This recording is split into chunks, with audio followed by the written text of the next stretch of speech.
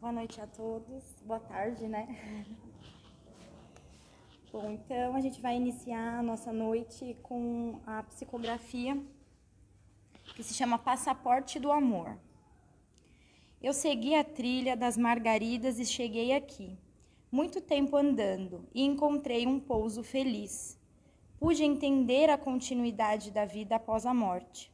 Chorei muito pela separação da família e amigos caríssimos ao coração. Mas a vida continua aqui. Recebendo o consolo do Evangelho de Jesus, vislumbramos que nada se encerra como pensávamos e que as separações são apenas momentâneas. O verdadeiro amor não perde seus laços. Entendemos o perdão e, através dele, podemos viver melhor, livres de um passado opressor e de uma culpa pungente. Nada acontece ao acaso. Todas as deliberações divinas são perfeitas, mesmo que nem sempre consigamos entender suas motivações. Às vezes, nossa fé se enfraquecia por isso e não éramos capazes de aguardar a devida solução. Nós viemos aqui para contar nosso triunfo, pois quem segue Jesus já é triunfante e demonstrar nosso louvor, espalhando a alegria e o otimismo a todos. Há muitos que vacilam, que duvidam, que desdenham do dom da imortalidade, porque, em geral, temem seus erros e responsabilidades. Mas a retificação vem após o aprendizado e a renovação diária. E tempo virá que mergulharemos novamente na carne, a fim de testar nossas convicções.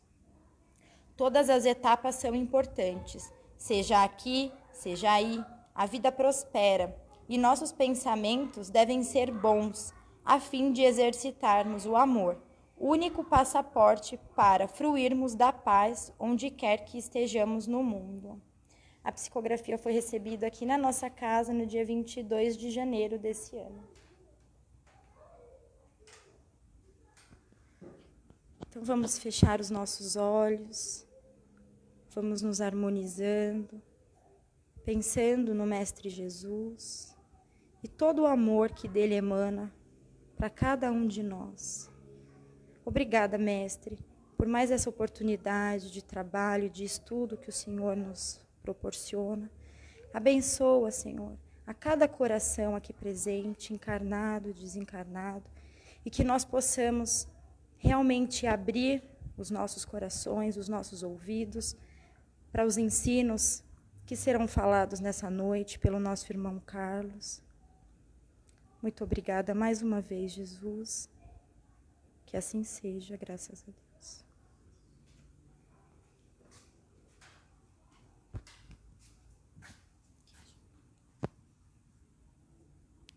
Acho que esse aqui pode ser esse. Pode.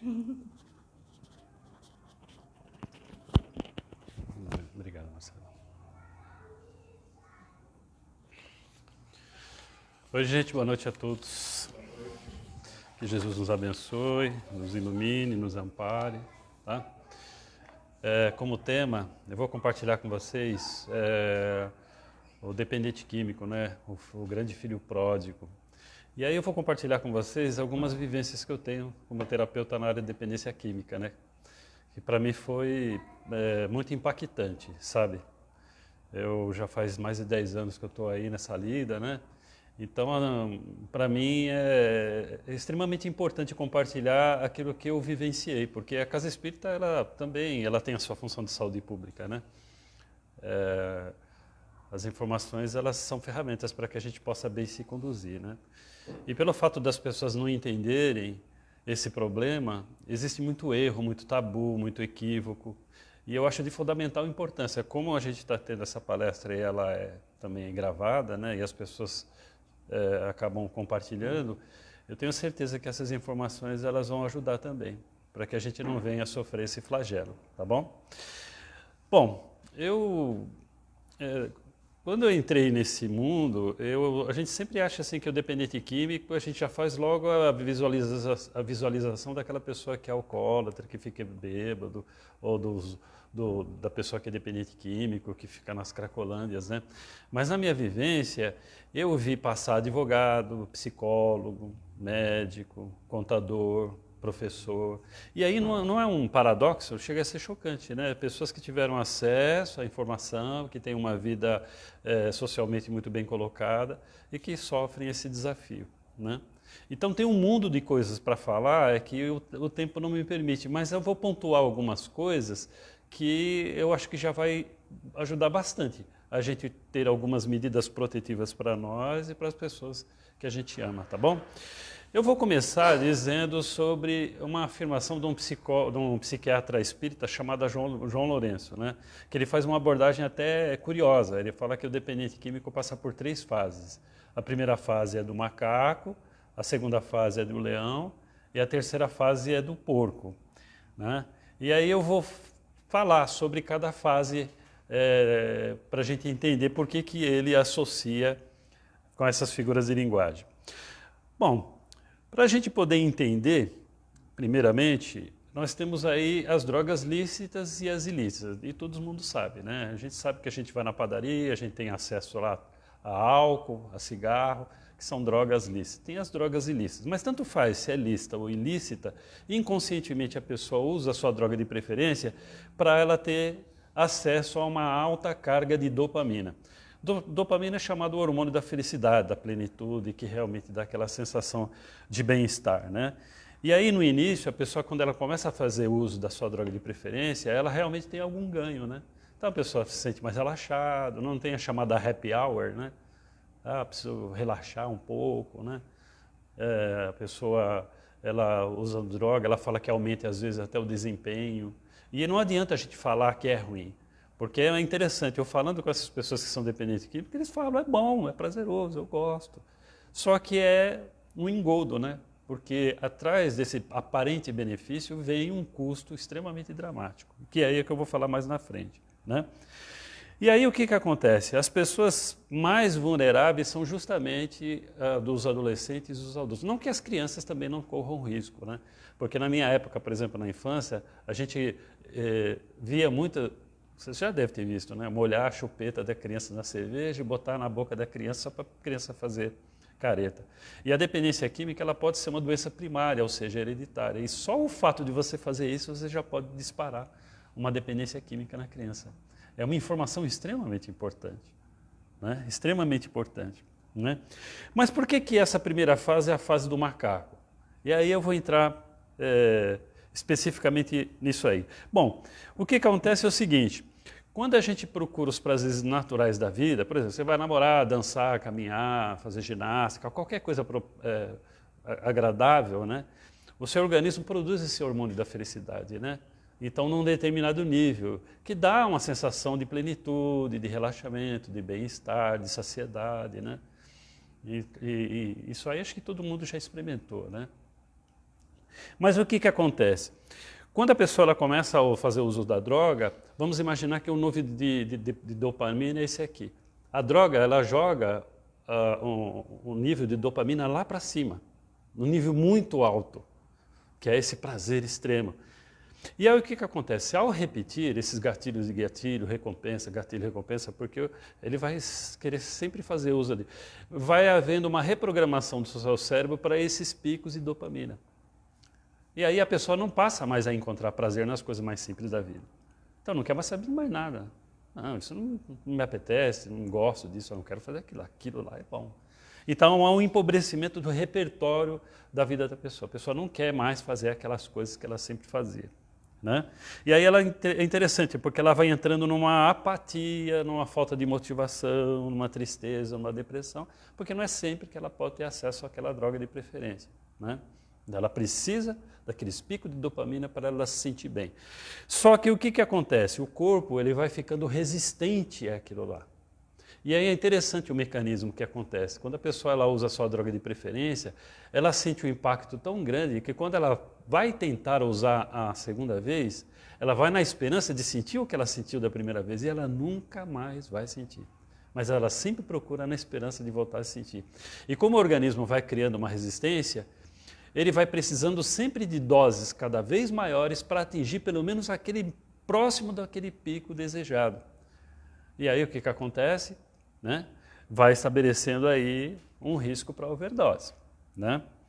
Só que é o seguinte, passando essa fase do macaco, ou seja, quando ele ingressa na droga, que ele se sente bem, que ele fica agitado, ele tem um certo ganho, ele fica desinibido. A molecada, por exemplo, eles vão para a balada, eles passam pelo esquenta, né? Ou seja, já tomam uma dose de álcool para turbinar. Né? Então, ele passando essa fase, quando realmente aí já há uma certa dependência, né? Porque o organismo ele vai se adaptando com aquela química, aí entra a fase do leão. Por que a fase do leão? Porque é o seguinte, a fase do leão, isso os médicos estão falando, tá? Vocês coloquem aspas aí. Eles falam que a parte do nosso cérebro que é responsável pelo discernimento de certo, errado, bom e mal, devo ou não devo, é no lóbulo frontal, essa parte aqui. E o cérebro, e a droga vai danificando essa parte do cérebro. Aí o que acontece? Eles perdem o discernimento do certo e do errado. Né? Eles acabam ficando frio. Essa casa, por exemplo, ela cumpre uma função social aqui na comunidade, né? Então ela faz a evangelização infantil, doa a cesta básica, e é justamente essas pessoas ali que invadem essa casa, arrebentam com tudo, faz para poder obter de alguma forma algo que eles possam vender e obter com esse lucro acesso à sua droga de preferência por causa da fissura, que é o que eu vou falar mais adiante. Então ele fica frio, né? Ele na hora que ele passa por essa fissura que eu me referi, que aí é o corpo que está pedindo, e é interessante, lá na clínica, eu já vi algumas pessoas sobre abstinência, né? Rapaz, é violento o negócio, viu? O mais famoso é o álcool, né? Que a pessoa fica tremelicando. Mas as outras drogas, a pessoa tem diarreia, quer bater a cabeça na parede, ouve voz, dá uma sensação de morte. Às vezes eles precisam ficar dopando a pessoa durante uns 5, 6 dias seguidos para fazer um desmame. Tem que ter um médico psiquiatra para medicar a pessoa para, com outra droga, fazer uma descompensação aí, sabe? Uma equalização nela. Então é muito violento esse processo, sabe? E aí o que acontece? Nessa fase do leão, ele quer de todo jeito a droga dele para aplacar aquele desequilíbrio, aquele tumulto. Aí ele é capaz de matar mesmo, né? De roubar, de matar. O menino lá perto de onde eu moro, ele pegou a panela, deu na cabeça da mãe e matou a própria mãe mesmo. Né? Então eu sei de cada histórias aqui para vocês que vocês não fazem ideia. Cada história realmente tremenda. Né? Aí o que acontece? Quando ele está com essa parte, segundo esses cientistas, né, esses neurocientistas, com esse lóbulo frontal afetado, que ele perde esse discernimento de certo e errado, que ele coloca em situações de perigo, que ele rouba, ele pula muro, né, corre risco de se cortar nesses arames aqui, ou de quebrar a perna e tal, ele chega numa seguinte situação, né, ele fica com o risco de se colocar numa situação de muita violência, de muita agressividade. Então essa mesma pessoa, por exemplo, que você vai doar uma cesta básica, porque hoje as casas espíritas, existe muito trabalho de assistência, de doação aos moradores de rua. E de fato, nessa pandemia jogou uma grande quantidade de pessoas com vulnerabilidade social. Mas entre eles tem os dependentes químicos, né? Que eles não têm um autocuidado, não se alimentam, ficam desidratados e tal, e realmente eles estão numa situação de risco. Então essa mesma pessoa que recebeu a sua cesta básica, o prato de sopa, a comida, que te agradece, é o mesmo que na fissura pode ir lá no farol te matar por conta da sua droga. Né? Então eu já conversei com pessoas que cometeram crimes mesmo por conta da droga. Né? Bom, nessa fase do leão, onde ele é capaz de matar, roubar, cometer desatinos, agredir familiar e tal, se ele não for preso, se não acontecer nada com ele, porque ele entra para a segunda fase, que é a fase do porco. E aí acho que todos já devem fazer uma ideia do que eu estou falando, né? Porque a fase do porco é realmente a pessoa está completamente entregue, aquele lóbulo frontal já foi detonado, ele não liga para o próprio asseio. Eu já vi pessoas que ficaram 15 dias sem tomar banho, Eu lembro uma vez uma menina falava assim, eu estava lá dormindo assim, meu, eu só senti quando ia ver as baratas, era só fazer assim, nem ligava, meu, sabe? E comendo o resto de marmitex, se prostituindo. Olha, é muito difícil. Aí essa fase do porco, que aí é só você ir lá na Praça da República, na Cracolândia, você vai ver um monte da fase do porco. Aqui em frente você pode ver, né? Segundo esse psiquiatra, João Lourenço, ele fala que o jovem está sujeito a 3 tipos de morte, né? A primeira, estatisticamente falando, é a de morte matada, né? Porque ele já roubou o que tinha que roubar, já vendeu o que tinha que vender, não tem mais dinheiro, né? Aí os manos da biqueira vai lá e mata mesmo, né? Eu conversei com uma mãe no começo dessa semana, que ela falou que o filho dela estava devendo, foi sequestrado, levaram não sei aonde, não mataram ele, mas ele voltou sem celular, sem documentação e todo machucado. Milagrosamente não mataram. Então é o primeiro risco, estatisticamente falando, é o risco de morte matada. Só que acontece o seguinte, existe uma doença chamada codependência, que é justamente o problema dos pais que são vítimas dos dependentes químicos do comportamento deles, né? Que eu vou falar um pouquinho, não dá para falar muito por causa do tempo, né? E aí os pais pagam a dívida de droga dos filhos. Eu conheço o pai, por exemplo, que vai na biqueira comprar droga para o filho não correr risco, não, eu prefiro que ele use em casa. Olha o nível de codependência dessa pessoa, né? Então o que acontece? Se ele escapa do primeiro nível estatisticamente falando de morte, que é de morte matada, ele entra para o segundo risco, que é de morte morrida. Lembra que eu falei? Ele precisa de doses cada vez maiores para obter o mesmo efeito, né? E aí vai perdendo a tolerância do organismo. Então chega uma hora que ele tem uma overdose, né? Ali o cérebro frita, tem um infarto. Mas é curioso, tem os resistentes. E aí o que acontece? Se ele escapa da primeira morte, se ele escapa da primeira morte, que é de morte matada, se ele escapa da segunda morte, que é de morte morrida, da terceira morte ele não escapa, que é o morto-vivo. E aí não precisa nem falar, né? Eu tenho uma moça lá na clínica que não fala coisa com coisa, não fala coisa com coisa, sabe? Já vi gente andando nua por aí, discutindo com uma placa de contramão, né? É muito tocante ver essa situação, extremamente tocante, né? Bom, beleza, já falei tudo isso para vocês terem uma ideia, a depender do comportamento da pessoa, dá para mais ou menos saber em que nível ele está, se ele está na fase do macaco, do leão ou do porco, né?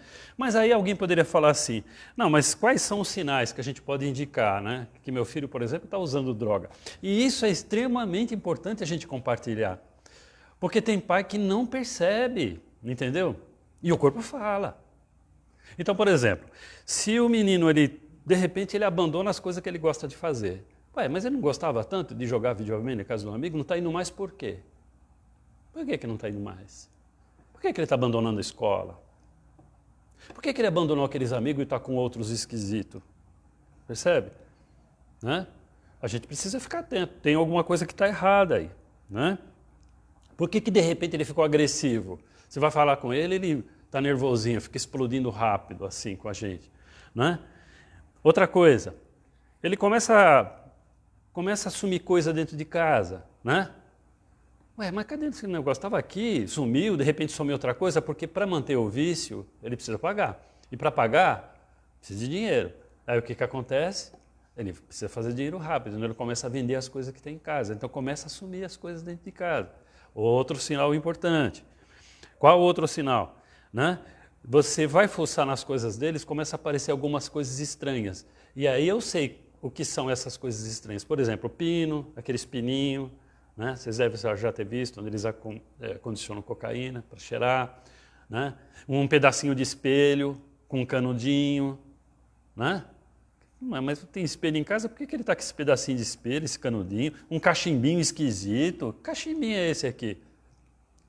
Então a gente precisa realmente ficar atento. Papel alumínio, bem lembrado, né? Sinais do corpo, isso para mim é extremamente importante. Por exemplo, o menino chegou de olho vermelho em casa e com muita fome, está fumando maconha. Maconha dá muita fome, né? O menino, de repente, ele começa a dar umas corizas, ele passa, coça o nariz. Tá. O que você tem? Acho que estou com uma rinite, mas nunca passa. Pô, está cheirando cocaína, porque realmente começa a dar muita irritação nas mucosas, né? De repente ele começou a emagrecer demais. Sabe quando a roupa parece uma bandeira no corpo? Pô, está usando crack. Crack é extremamente severo, e aí emagrece a pessoa. Começa a aparecer hematoma no corpo. O que aconteceu? Você bateu aqui? Foi uma pancada, mãe. Às vezes ele droga injetado, eles não sabem, né? Erra a veia, aí começa a aparecer aquelas manchas roxas pelo corpo. Entendeu? Então a gente precisa ficar atento, sabe, a essas coisas, né? Mas sabe uma coisa que eu acho extremamente a gente ficar preocupado? Eu, como terapeuta, né? Mesmo os jovens que não são dependentes químicos, eles estão correndo o risco de morrer de overdose. E sabe como? Por exemplo, hoje a molecada gosta de ir numa balada, né? O que tem na balada? Álcool, né? Certo. Então, beleza. Em volta de escola, de barzinho, tem álcool. Aí eles vão tomar o álcool. O álcool seda. Quem já ficou meio mole por causa de álcool, né? Você não vai ficando meio mole, assim, vai deixando a gente mais devagar, porque o álcool e a maconha são drogas depressoras. Só que ele não quer ir embora, ele quer permanecer na balada porque está legal. Aí o que ele faz? Ele toma um energético. E o energético é uma dose cavalar de cafeína que dispara o coração. Aí o que acontece? Como o moleque não está acostumado com aquilo lá, ele está sedado e o coração disparado, tem moleque aí morrendo com taquicardia ventricular. E ninguém fala isso. Essa combinação deveria ser proibida nos bares, entendeu? Se serve bebida alcoólica, então não serve energético, ou uma coisa ou outra, porque a molecada está morrendo. E depois vem das nossas reuniões mediúnicas aí, os jovens, o que eu estou fazendo aqui? Eu estava na balada, como é que eu vim parar aqui? Acabou morrendo. Bom, continuando. Eu lembro que eu ia falar para vocês sobre o codependente. Esse é o grande problema, porque é o lado B do problema, o codependente. Por exemplo, quando a mãe chega para mim e fala assim, porque meu filho está fazendo um inferno na minha vida, porque meu marido e tal, não sei o quê, eu tento fazer tudo para ele, eu faço os gostos dele, eu ajudo, mas ele é ingrato, eu vivo em função disso, acabou minha vida e tal, eu fico ouvindo, eu falei, então, a senhora está doente. Eu falei, eu doente? Quem faz o inferno dele na minha vida? Você vai ser codependente? Sim, a senhora é facilitadora, todo dependente químico é manipulador, ele te manipula, ele sabe o que falar para você ficar com dosinha dele e facilitar para ele comprar a sua droga de preferência. Você tem que dar vitamina N para os seus filhos. O que é vitamina N? Não vai, não dou, não tem, não quero, não. Então você realmente precisa de postura. Sabe? E aí é o grande problema que nós temos lá, é justamente a gente fazer... teve uma menina que ela ficou 20 vezes internada, a coisa mais linda menina, 20 vezes internada. E foi estuprada, aconteceu um monte de coisa. E eu falo assim para ela, por que você recai? Sabe o que ela falou para mim? Meu pai. Toda vez que eu recaio, ele me leva para passear, eu vou lá para Curitiba, a gente fica em um hotel 5 estrelas, pronto, eu já logo quero usar. Então, ou seja, não pode ter... gatilhos que disparam a sua compulsão.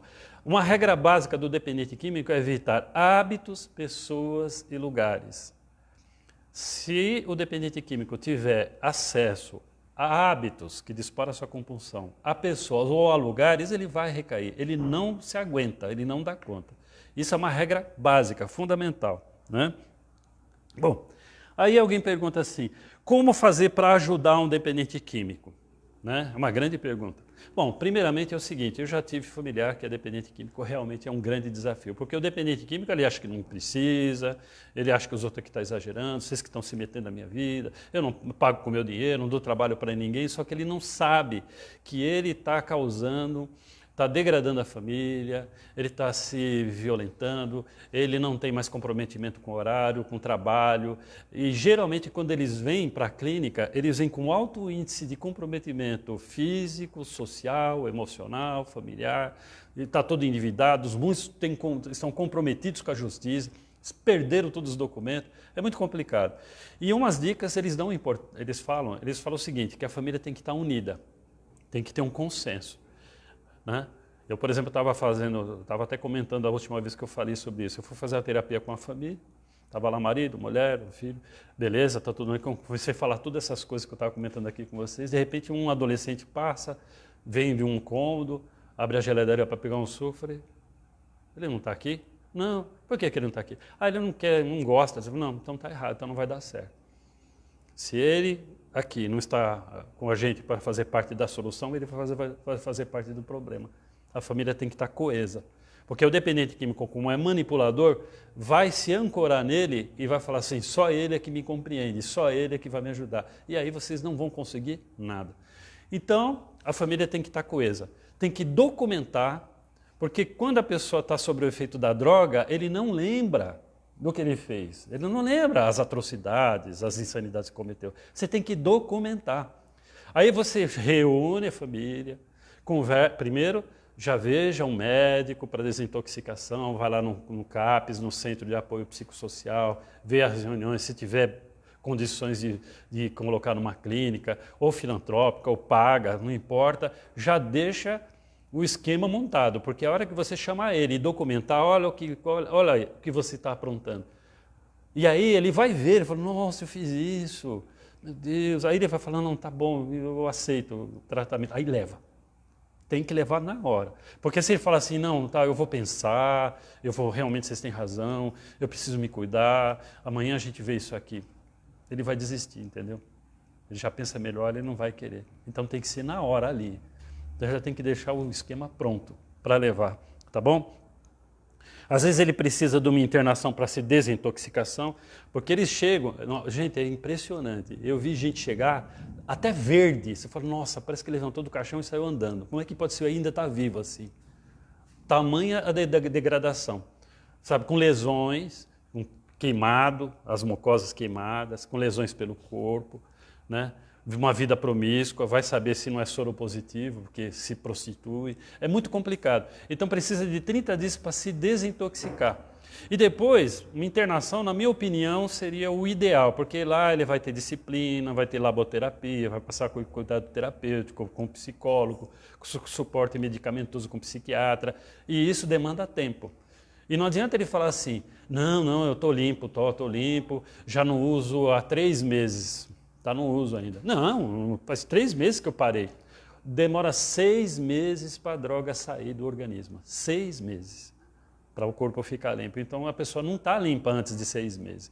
Por isso que geralmente os tratamentos são de 6 meses para cima, sabe?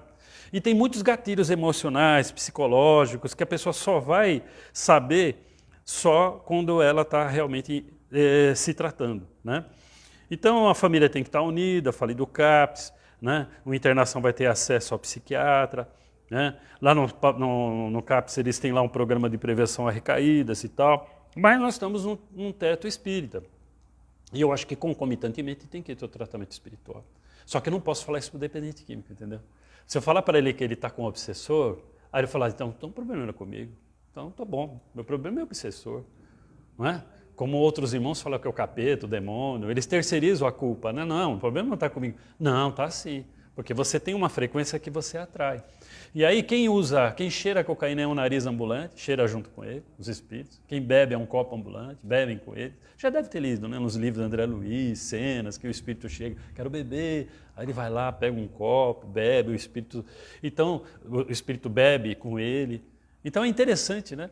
Os espíritos usam as pessoas para comer, para cheirar, para fumar, para fazer sexo, para tudo. Porque eles precisam da sensação física que o encarnado tem. Eles ainda são muito dependentes a isso. Então, um tratamento espiritual é fundamental, só que ele tem que ser junto, porque é uma doença multifatorial. Ele precisa ter apoio psicológico, porque ele precisa ressignificar, que muitos entram na dependência química por causa de depressão, ansiedade, coisas desajustadas no passado, para preencher um vazio existencial, precisa ressignificar muita coisa, entendeu? Traumas. Ele precisa ter um apoio psiquiátrico, porque lembra da dopamina, os hormônios, está tudo desregulado, precisa de apoio medicamentoso. Ele precisa de um terapeuta holístico, que vai ver a pessoa como um todo e vai ajudar ele também no comportamento, no falar, no pensar. Né? Ele precisa do suporte religioso para que ele tenha a medida protetiva. E aí, nesse sentido, eu vou encerrar dizendo o seguinte, né? É uma pena que o tempo não permite eu me estender demais, porque esse assunto é extremamente complexo.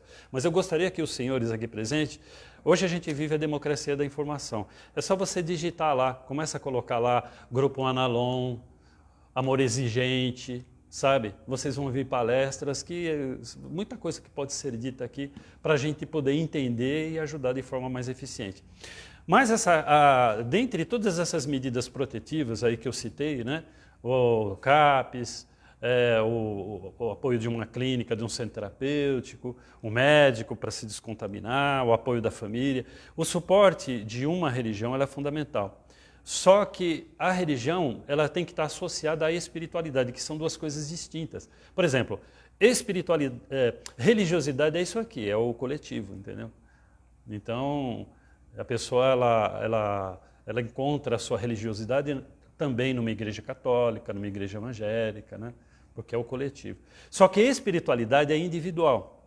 É eu com o meu poder superior, é eu com as minhas questões espirituais, né? Para mim trabalhar meu personalismo, minha vaidade, né? Aquilo que eu consigo dissimular para o outro. Então, nesse sentido, a gente pode encontrar pessoas que têm um alto nível de religiosidade e zero de espiritualidade, não é? Ou o inverso. Eu conheço pessoas que têm um alto grau de espiritualidade e se autodefinem como agnóstico, ou seja, não tem religião definida, para não falar que é ateu, né? Eu até brinco com ele, eu falo assim que o agnóstico é aquele que quer acreditar, mas não consegue, sabe? Então é interessante, mas por que o interessante é você conciliar a religiosidade com a espiritualidade? Bom, a religiosidade aqui nessa casa, vou falar pela nossa casa, ela dá senso de acolhimento, senso de pertencimento, a gente vem aqui, se abraça, nós temos o nosso grupo de WhatsApp, a gente faz o evangelho junto, não é? É uma irmandade aqui. Isso são medidas protetivas até para a nossa depressão. Tira a gente da depressão porque a gente se sente mesmo amparado, a gente não se sente só no momento de desafio, por exemplo, de transição. Então é importante ter, né? Mas a espiritualidade, quando levada a sério, aí é um trabalho que eu tenho que fazer comigo mesmo, ele realmente vai me dando competências emocionais para passar pela culpa, pela vazia existencial, pelo medo, pela tristeza, por todos os desafios que o senhor sabe que eu estou dizendo. E aí eu entro no tema da palestra, já no finalzinho, que é para falar sobre o filho pródigo. Porque na palestra está lá escrito que Jesus ele faz analogia, né? Ele fala o reino de Deus é semelhante a isso, semelhante àquilo. Então ele fala o reino de Deus é semelhante a um pai que tinha 2 filhos e o mais jovem pediu a herança para ir embora e foi viver a sua vida. E na parábola fala que ele foi para uma terra longínqua, lá ele gastou tudo vivendo dissolutamente, né? E aí houve na região uma grande fome, e aí ele não conseguia arrumar trabalho, levaram ele para cuidar de porcos, e cuidando de porcos, ele caiu em si e falou, poxa, eu vou voltar para a casa do meu pai, porque na casa do meu pai até os empregados têm fartura de pão. E aí ele volta, o pai vê que ele está vindo, vai até ele, aí, ô pai, pequei contra o céu. O pai nem espera ele falar, chama um servo, fala, coloca a melhor túnica nele. Coloque sandália em seus pés. Aí ele tira o anel, coloca no dedo do filho. Aí fala assim, hoje é um dia de festa, vamos fazer um churrasco, porque esse meu filho estava perdido e se achou, estava morto e reviveu. O dependente químico é um filho pródigo, qualquer um de nós aqui tá bom? Maior ou menor grau. Talvez você não procure preencher o seu vazio existencial com droga, mas a gente procura preencher o vazio existencial com excesso de redes sociais, com excesso de comida, com excesso de compra. Todo excesso esconde uma falta. Então, no fundo, todos nós somos filhos pródigos. Mas aí a gente se afasta da casa paterna, ou seja, se afasta de Deus. Lembra a espiritualidade? Eu me afasto de Deus. Há uma grande fome na região, ou seja, eu passo por um vazio existencial, uma angústia tremenda. O que vai acontecer? Eu vou cuidar de porcos, que é sofrimento. No caso do dependente químico, fase do porco. Olha só. E aí o que acontece? Os empregados do meu pai têm fartura de pão. Ou seja, quem não se afastou de Deus tem plenitude, paz, contentamento, satisfação existencial, alegria de viver, esperança. Vou voltar para a casa do meu pai. E aí ele faz o primeiro movimento, o pai vai até ele. E o pai manda colocar a melhor túnica nele, descontamina o corpo dele, melhora o seu sistema imunológico, né? Harmoniza todo o seu sistema físico, coloca proteção nos pés dele, ou seja, você estabeleceu uma sintonia com seu mentor, ele vai te proteger mais, a espiritualidade que nunca te deixou de lado tem tomada para plugar em você, te proteger, você está numa frequência. coloca uma aliança no seu dedo, ou seja, existe um comprometimento com toda aquela coletividade que eu me referi, essa casa, os seus amigos, os mentores, para te proteger. E aí o que vai acontecer? Esse meu filho estava morto e reviveu, estava perdido e se achou. Gente, é impressionante, nos dias de visita, a coisa que eu mais ouço lá dos pais, com a diferenciação de algumas palavras, mas no fundo é a mesma coisa. Estou muito feliz, porque esse meu filho aqui estava perdido e se achou, estava morto e reviveu. É impressionante isso, né? Então, eu gostaria muito que vocês, se possível, compartilhassem essas informações com todas as pessoas que vocês puderem falar, né? Então eu falei lá sobre o ganho inicial, que não adianta a gente falar que droga não presta, porque ele sente mesmo prazer num primeiro momento, mas é uma mentira, porque o efeito passa rápido. A cocaína, ela demora uns 30 minutos, o efeito dela, né? Mas quando passa o efeito, vem um buraco, um vazio maior. O crack é 15 segundos, dá aquele pico de dopamina e abaixa, aí vem um buraco maior, sabe? Então é um engano, né? Depois, quando ele está na droga, ele entra nessa fase do porco, que aí vira um morto-vivo. E qual é a mãe que consegue dormir sabendo que o filho está dormindo num bueiro, como eu fiquei sabendo, de um cara que estava dormindo dentro de um bueiro? É um absurdo isso, gente. Para mim que sou pai, saber que um filho meu está lá, meu Deus do céu. Então a gente precisa prestar atenção nos sinais do corpo, porque dá tempo da gente interagir e não adianta vir com discurso moral. Tem que ter acolhimento, amor, falar com carinho e procurar realmente ajuda. Sozinho a gente não vai dar conta, tá, gente? A gente precisa de ajuda, sabe?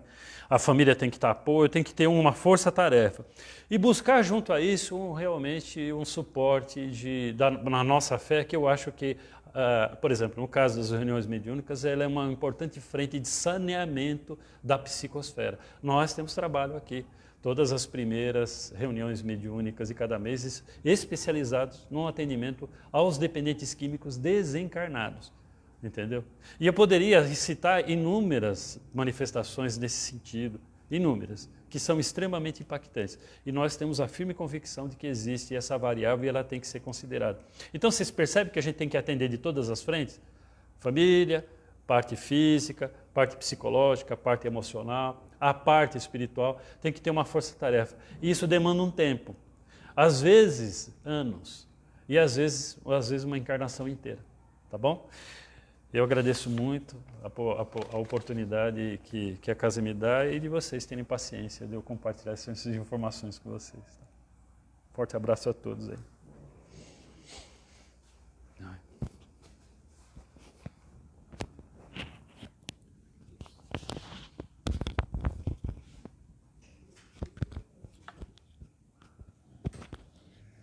Bom, meus irmãos, vamos fechando os nossos olhos e mais uma vez agradecer ao Mestre Jesus pela oportunidade de estarmos aqui reunidos em seu nome, trabalhando, estudando. Mestre Jesus, pedimos, Senhor, que nos abençoe a todos, toda a nossa família, o nosso ambiente de trabalho, abençoe toda a nossa semana. E abençoe agora, Senhor, os trabalhos de passe que se iniciam. E pedimos especialmente a todos os nossos irmãos dependentes químicos que possamos juntos vibrar por cada um deles. Que assim seja, graças a Deus.